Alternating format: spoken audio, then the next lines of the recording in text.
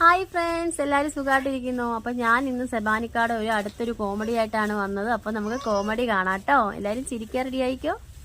വരൂ ഗൈസ്, ഞാൻ ഊട്ടിയിലേക്ക് ഇന്ന് ട്രിപ്പ് പോവാട്ടോ. ഊട്ടിക്കാ ഫോണോട്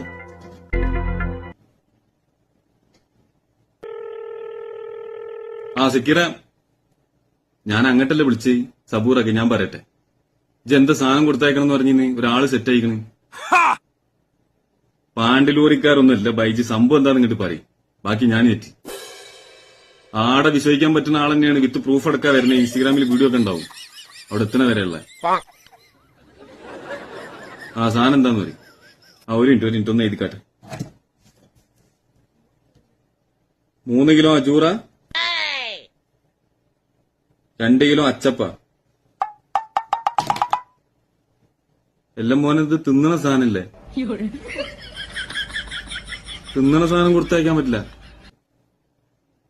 ഞാനീ അവിടെ കിട്ടാത്ത സാധനം കണ്ടപ്പോ ഞാൻ വിചാരിച്ചു വല്ല ചന്ദ്രിക സോപ്പ തലയിൽ തേക്കണ വെളിച്ചെണ്ണ ഇട്ടെന്നാണ്. എടാ, കേട് വരുന്നോണ്ടല്ല, എനിക്ക് വരുന്ന ആളെ പറ്റി വെച്ച ധാരണ ഇല്ലാത്തോണ്ടാണ്. അനങ്ങാൻ പറ്റില്ല. തിന്നണ സാധനം ചിന്തിക്കേ വേണ്ട ജി. വേറെന്തെങ്കിലും വയ്യുണ്ടോന്ന്.